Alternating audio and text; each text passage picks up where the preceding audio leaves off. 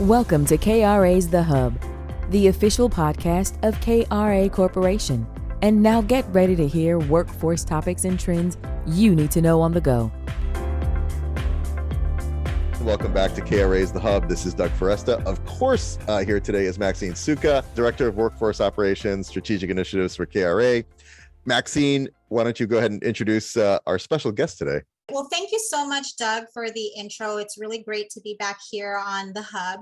I'm really excited about our special guest that we have with us. For those of you who are subscribers and have listened to KRA's The Hub, and also to any other workforce development podcast, this is a familiar voice to you. I'm very pleased and excited to introduce Bob Lanter, who's the Executive Director of California Workforce Association and who's also the voice behind CWA today. So this is really, truly a great hub for all of us to be here, Workforce 180, KRA, and CWA, to really talk about federal legislation. So we're just really excited that we're going to have this type of conversation today. And Bob, welcome. Yeah, thanks, Maxine.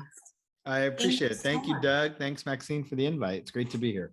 Yes, great to have you. Thank you so much. It's great to have you. And for our listeners, what we really wanted to be able to just kind of set the stage and let you guys know what conversations we're going to be having today. We, as far as this new year, this new calendar year, 2023 has already kind of hit to the quickest start. We're already towards the end of the first month here, and we're excited that Bob is going to, kind of chit chat to us a little bit about some of these federal legislations that are these acts that are going to be released and out on the street here, probably within the next month or so is the anticipated timeline.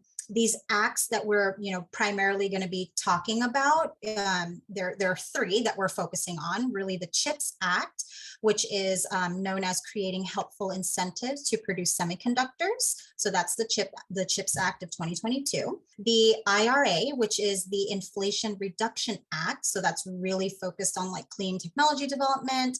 And then we're also looking at Investment in Infrastructure Jobs Act. So that really, with the soup of acronyms that we love in workforce development, it is the IIJA. And so those are the three federal legislations that our line of questioning and our conversation is going to be around today. And Bob is the expert really on just kind of identifying how can we get started, and how can we tap into these wonderful opportunities that are non-traditional kind of workforce development routes. And so with that, I'll turn the mic over to you, Doug, and let's get this conversation going. The good news is there's all this federal funding coming down the pike. That's good news for workforce. Absolutely. Yeah. But here's my first question to kick this off. If I'm a workforce board or even just a workforce professional, where do I even start? I mean, great that there's this money, but how do I even start to go ahead and access this? Well, that's a good question. And it's a great place to start our conversation because, if you're a workforce board or if you're a staff who is in workforce development or job training, maybe you work for a community college or a community-based organization or a service provider, maybe a subcontractor to a workforce board, you have to start with knowing these dollars aren't coming to you directly.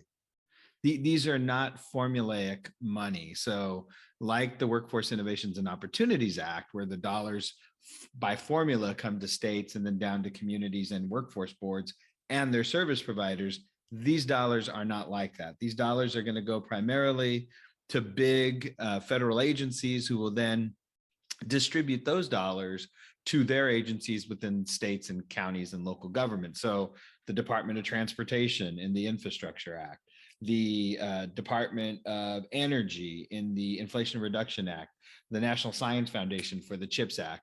They're the ones who are really controlling these dollars at the federal level. So in order to access these dollars, you have to be really thinking about what is your organizational place in the communities that you serve, and how do you connect with those agencies that have these dollars? And that's the key, because you've got to be proactive around this. If you're not proactive, these dollars aren't going to find their way to you and the people you serve. And so You must be proactive. You got to follow, I was always trained to follow the money. And if you go online and you can see, if you just Google one of these acts that Maxine mentioned, you can actually get a good feel of where the dollars are going, which departments within your state, which departments within your local community are receiving these dollars. And that's how you can begin to access them, by following the money and then connecting with these organizations. So they're not coming to you directly. You're going to have to compete for these dollars. That's really great, Bob. And I just want to piggyback on that because, do you have any particular tips or practices for local workforce boards or workforce professionals when it comes to pursuing federal dollars? You mentioned the key really is, you have to follow the money, and it's not formulaic at all. And I know that you've had these conversations in your spaces also about diversifying funding streams and the importance of diversifying your portfolio as a local workforce board. So what would you say as far as tips and practices for them to keep it at the forefront of their mind? But then kind of what do you do, and what are some of the tips or best practices that you would have to share? Well, it's a good question. I'm glad you asked me that question today, because earlier today, we here at our offices at CWA, we were talking about the role that workforce boards play in their communities. And, the tip I would give, the biggest tip I would give any workforce development board is to really figure out where there is work to be done in their community, whether it's economic opportunities or solving some of the social economic challenges. So, you will identify things like low-income communities having issues with, we've learned over the years, for example, low-income communities bear the brunt of things like COVID, bear the brunt of climate change, right? And so as a workforce development organization, you need to be thinking, how do I affect change in these areas? How do I affect change so that my low-income communities don't bear the brunt of climate change? One of the ways that you can affect change is by connecting individuals who live in maybe low-income communities to key industry sectors where there are quality job opportunities. Any of these key industry sectors, whether it's construction in the Infrastructure Act, whether it's the expansion of broadband, or changing out lead pipes with the safe drinking water portion of that Infrastructure Act, or whether it's actually helping by manufacturing clean energy sources, the electrification of vehicles, right? Any of those things are great pathways for individuals to move up and out of their current circumstances into economic self-sufficiency. And I say that because the boards have to be positioned. They have to be positioned in their community. So when their Department of Transportation gets these monies, they're thinking of the workforce board as a possible solution to spending the money in a way that helps the DOT meet their goals, right? Same thing with the Department of Energy, same thing with their county board of supervisors or their mayors. When they get the money, they have to be thinking, oh, how am I going to spend this money? Oh, we're going to do a housing retrofit initiative where we're going to go into low income communities and we're going to retrofit their housing so that we can lower energy costs, right? And when they think about that project, they're thinking the workforce board and its service providers are a great solution. We can give them the money, they'll implement the project, it'll be wildly successful, and we can spend our money, meet our goals, and everybody's happy. But in order to do that, Maxine, my biggest tip is the boards have to start yesterday positioning themselves as a community development organization, an organization in the community that where people can go and invest in to solve some of these big challenges that these acts are trying to solve. Does that make sense? I think it makes a lot of sense. And as you're saying this, I can't imagine that this work could be done alone.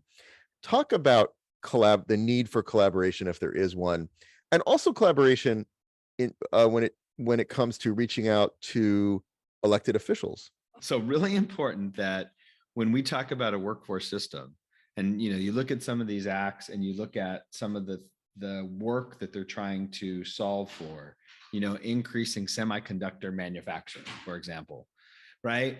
Workforce boards aren't going to be the ones solely responsible for having this nation or you know, or the state of California where I'm located, increasing semiconductor manufacturing. What workforce boards have to be is part of the team, part of the partnership that responds to this need, right? A workforce system isn't a workforce board. A workforce system is a workforce board. It's community-based organizations, it's education providers, including K-12, it's economic development, it's labor, and it's elected officials, and it's business. So it's all of these stakeholders coming together to build the system. And so if you're going to increase, I mean, one of the reasons Congress passed the CHIPS Act is that we are losing as a country in the semiconductor industry. So they want to bring semiconductor manufacturing back to the United States. Workforce boards will have a piece of that, right? The workforce system will have a piece of that by preparing young people to advance in STEM related jobs, right? So you're not going to be able to solve this by yourself. It truly is going to take a system to do that. And that system has to incorporate key players, including elected officials, industry, education. You have to partner because the workforce development system and its career center providers, you know, they are only one piece of that entire system. And if we can bring these partners together, we're able then to have a more holistic approach. I mean, if, for example, you want to move people from being homeless, we have a huge homeless, you know, problem in the state of California. If we want to move people who are homeless or precariously housed into high road pathways to quality jobs, it's going to take a lot of organizations working together. You know, you just don't take somebody off the street and a year later they're in, you know, semiconductor manufacturing. You know, there's a lot of prep work that needs to go in, a lot of training, a lot of prerequisite training, and this of the sort. So it's really critical that boards, you know, as they decide how they're going to move forward to solving some of these economic opportunities in their communities, that they do it in partnership, because there's just not enough money that WIOA and workforce boards have, right? You need everybody. I hope that answers. Yeah, no, absolutely. That's really great. There's a lot of great insight that you have really provided our listeners today, Bob. I think, you know, the one thing that I can really fully attest to is, you know, I'm a proud graduate of CWA's Executive Boot Camp. And That's right. the point that you had mentioned, Bob, really, where workforce boards have to really look through the lens of community development. That was really one of the biggest messages that I remember providing at my capstone, if you would, at the Executive Boot Camp, is really right. Workforce development is community development. And if we're going into communities with already a preconceived assumption of how we can solve their needs and not necessarily knowing exactly what their needs are and trying to fit a formula into a model that is not necessarily going to work, we know that that's just like not the best approach. Yeah, and let me just go back to Doug's, you know, and I'll piggyback, Maxine, on what you said and tie it back to the elected official piece, right? Mm-hmm. So when you're a workforce development board and you're thinking about what in our community is needed, and at the same time, this money is coming down, this infrastructure money, for example, is coming down to local departments of transportation. These projects are going to be done with or without a workforce board. They're going to be done, right? And so the workforce boards really need to be thinking about, how do we add value and show return on investment, leverage our other monies to support the local Department of Transportation in getting these projects done. Many departments of transportations, Department of Energies, even elected officials don't really know the value that their local workforce boards bring to the community. They're thinking they're running a program, Title I, that's it. but they do so much more than that. And so now, and I would argue 2 years ago, boards should have already been positioning. When the recovery, the ARPA money came out, we had many boards come to us and say, how come those boards were accessing ARPA money and we can't? Well, it's because those boards were in a position with their elected officials. The elected officials already knew it was a good investment to give that money to the board, right? So by the time the money comes out, if you're scrambling to get in front of all your competitors who are going to be accessing this money, it may be too late. So you really need to start now laying the groundwork in introducing yourself to these departments of transportation, Department of Energy. Once you follow the money, you've got to reach out, introduce yourself and say, yes, we can help you achieve your goals. Talk about the impact that, this is a lot of funding. And I know, as you said, the workforce system isn't going to get all that funding or even most of that funding, but the opportunity is there to get more funding than we've had. So talk about the kind of impact that these funds can have on the workforce system. Well, I'll tell you, it's not too late. I do want that message to resonate with your listeners. It's not too late. We were just back in Washington, D.C. The week before last, and as part of the United States Workforce Associations, where organizations like CWA from 30 states came together, and we talked about these federal investments, and we met with the federal departments that are overseeing these monies. And the message was, it's not too late. That, the infrastructure projects sometimes take a year or two to actually, put a shovel in the ground, right? These are 10-year investments. And a portion of those projects will be, related to increasing the workforce, right? And this is where the impact really hits, because we need to make sure that as the dollars come into communities, that the people accessing the job training and workforce development are the people that we serve historically through the workforce system. So now we're talking about all of the targeted populations, homeless, veterans, at-risk youth, justice-involved individuals.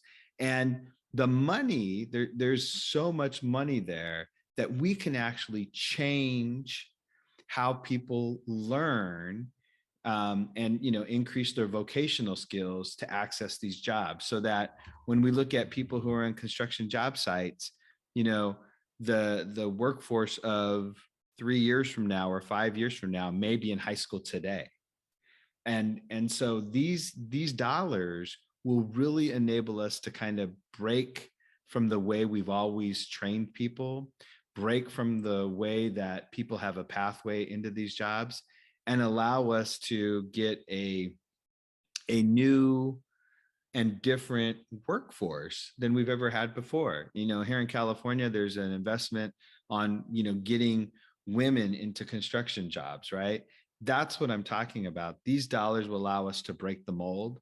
And what's really important is how much of these dollars can be used to really support communities and individuals holistically.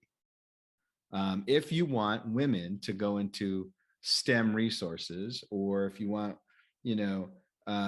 homeless individuals to access jobs that will help us with our climate problems, you've got to provide things like housing, transportation, childcare, food for those that have food insecurities. And there's, there's almost $2 trillion invested in these funds. So, there is huge opportunity to change how we think about education and workforce development, job training in this country. And we do need to think very differently about it in 2023. We really need to be thinking about how we provide everybody an opportunity to access these good quality jobs, because it's not only good for the individuals we serve, but it's good for our country. That's great, Bob. And I was sitting here and I'm like, oh my gosh, I could just totally listen to you all day talk about all of these golden nuggets that you're just throwing out here for all of our listeners, where workforce development is not it's not a siloed effort. Like, this is really truly an act of collaboration from top down and bottom up. And, if there's any last words or advice or just, nuggets, any additional nuggets that you would like to throw out to our listeners, Bob, here, now's your chance to do that. Okay. Well, take it from somebody who knows everybody. Don't be afraid. Don't be afraid to kind of dive in and attempt to, tackle this opportunity. I see workforce development boards and leaders of local workforce development organizations thinking like, wow, we have no business solving the semiconductor industry problem. We have no business, solving the inflation issue of our country or climate problems, but you absolutely do. And if we don't take on a part of that responsibility, who will? Right? And so my advice is, don't be afraid to get in front of your elected officials and say, hey, let us partner with you to solve some of these issues in our own sphere of influence, right? Don't be afraid to go knocking on the door of the Department of Transportation with the crazy wild idea about moving people from, Skid Row in LA to jobs in construction, because it can be done. It has been done. And I think boards are afraid that they're either, going to be in over their head, or they won't be able to, meet the performance. But boards do, and they do it on a daily basis. And there's a lot of support for you out there, if you're listening, in providing you the technical assistance, the training, the capacity building that could help you pitch these really great ideas and solutions to your elected officials, your local county, city, state departments. So don't be afraid. Bob, thank you so much for your words of wisdom. And Maxine, I'll turn it over to you to close us out. Thank you so much, Bob. I am just blown away with just the words of wisdom, your insight, and really, this is a perfect conversation, and you're really teeing us up to look at things from not just from our workforce development lens, the community development lens, but I'm really excited because this is really teeing up our conversation for our next episode with another workforce titan too. We're gonna, we won't share who our other special guest is, but really, this is going to be something where we're going to look at it from a political lens, where even in the political arena, they want to be able to make some changes to the workforce, in particular states.